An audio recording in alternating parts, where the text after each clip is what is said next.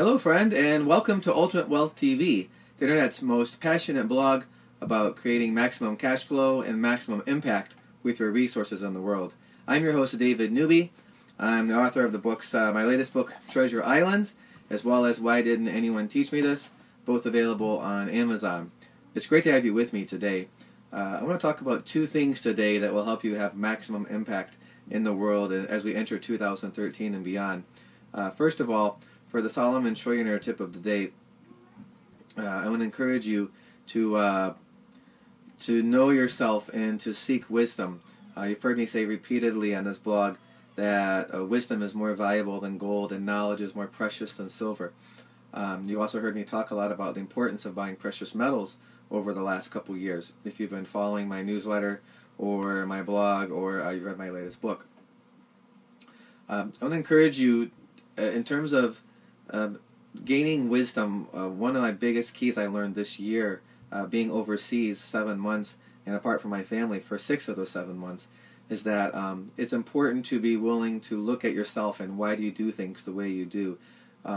Especially things you're not happy about, patterns of interacting with people that aren't healthy. I'd encourage you, ask yourself what motivates you, what drives you. Are you repeating patterns of your parents or your ancestors that you're not even aware of that aren't healthy? Maybe you have a habit you don't like and you've struggled with it and you're frustrated.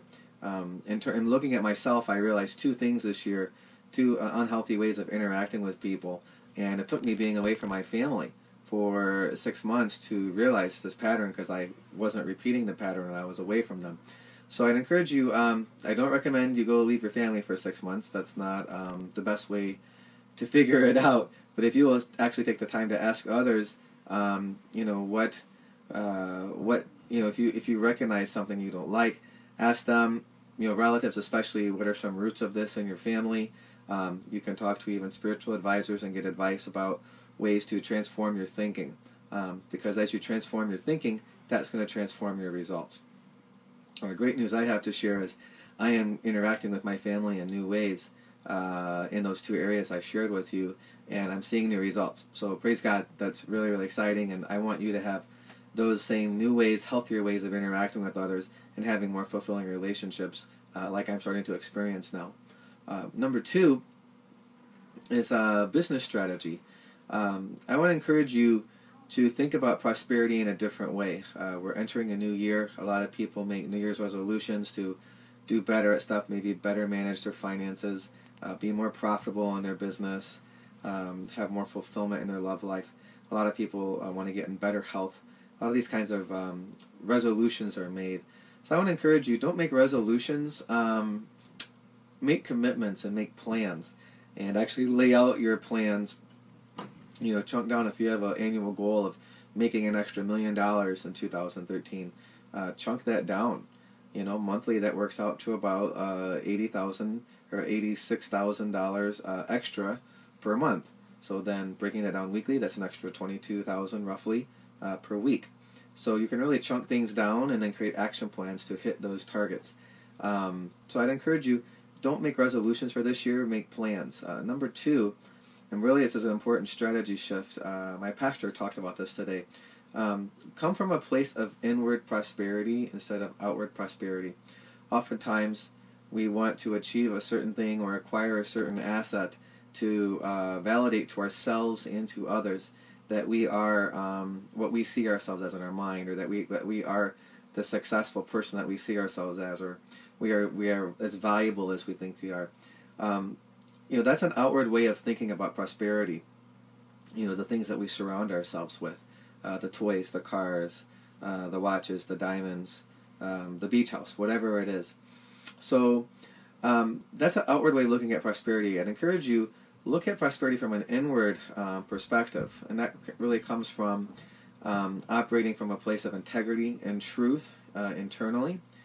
And if you basically feel at peace and you really realize that you have all the resources you need and more at your disposal right now to accomplish what you want to in the world, then by all means you can play the game of going for more, and that's fun. There's always fun to compete with others, compete with yourself to achieve higher results than you have in the past.